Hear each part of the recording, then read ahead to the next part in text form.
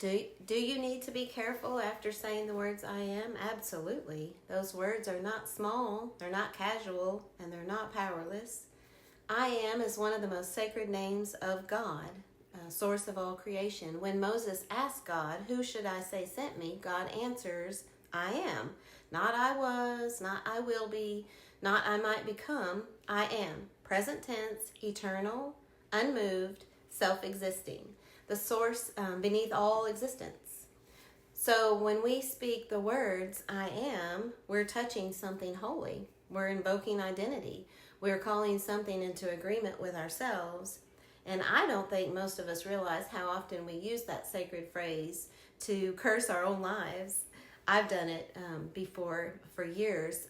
Would say to myself, I am stupid, I am ugly, I am fat, I am broke, I am alone, I am damaged, I am too much, I am not enough, I'm never going to make it. And my favorite was, I'm always going to be this way. Listen to that.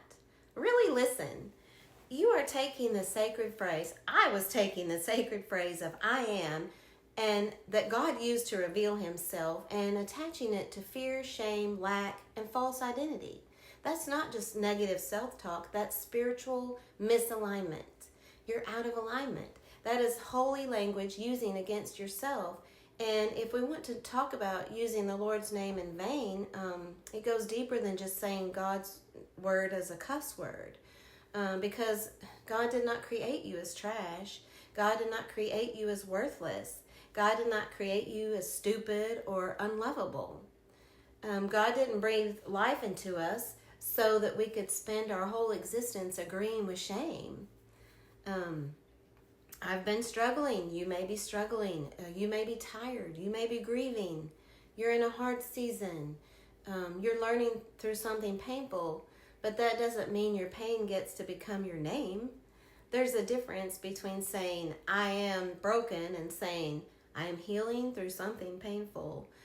There's a difference in saying, I am poor, and saying, I am learning how to steward money differently. I'm changing my relationship with money. There's a difference when you say I'm alone. Maybe God is teaching you how to be with yourself.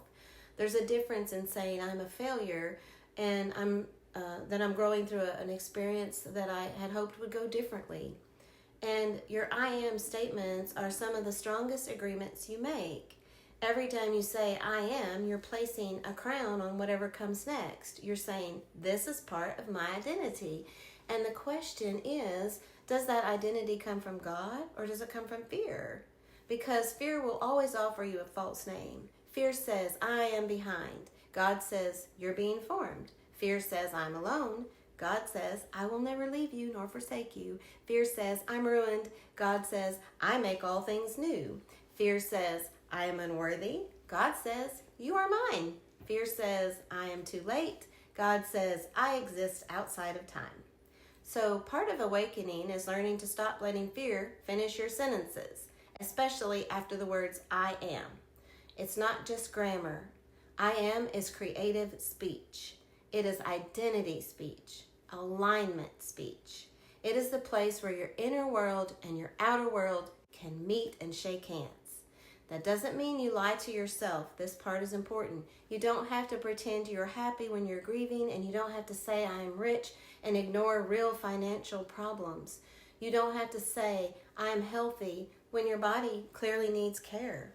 Truth isn't denial. Truth is deeper than denial. So instead of using I am to trap yourself inside of a temporary condition, use it for wisdom. Instead of saying I am broke, say I am rebuilding my relationship with money. Instead of I'm fat, say I'm learning to love and care for my body. Instead of I am stupid, say I am learning something new.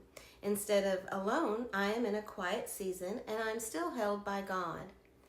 That one shift matters, because when you say I am sad, sadness becomes your identity. But when you say I'm experiencing sadness, it becomes weather, and weather passes. You are not the storm, you are the sky holding it. That's the difference. Your soul is not every feeling that moves through you. Your soul is not every thought your mind produces.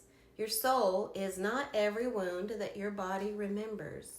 Your soul is made by God, known by God, held by God, and animated with the breath of God.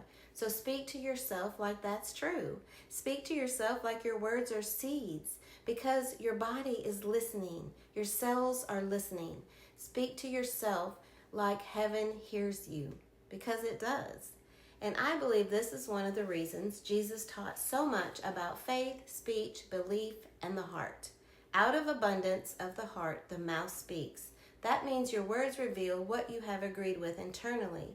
So if your mouth keeps saying, I'm not enough, then somewhere inside your heart has believed that lack. If your mouth says, I'm always abandoned, then somewhere inside your heart has been trained to expect separation. If your mouth says, I'm cursed, somewhere you've forgotten grace. But the good news is you can choose again. You can interrupt the sentence. You can stop mid-curse and say, no, that's not my name. You can say, I am loved, I am learning, I am held, I am guided, I am becoming, and I am allowed to begin again. I am created in the image of God. I am not separate from the one who made me. I am still here, and that means God is still breathing through me. And maybe that's the real power of I am. It reminds us that identity is not supposed to come from fear, pain, failure, ego, or other people's opinions. Identity comes from God. So the next time you say I am, pause. Don't rush it. Don't throw the words around like nothing. Ask yourself, would I say this about something God created?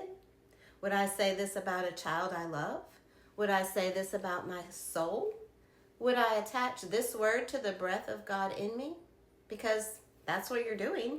You're naming yourself, and names matter, and words matter, especially when they are in agreement. So be careful what you say after I am, not because you need to be afraid of your words, but because your words are sacred tools.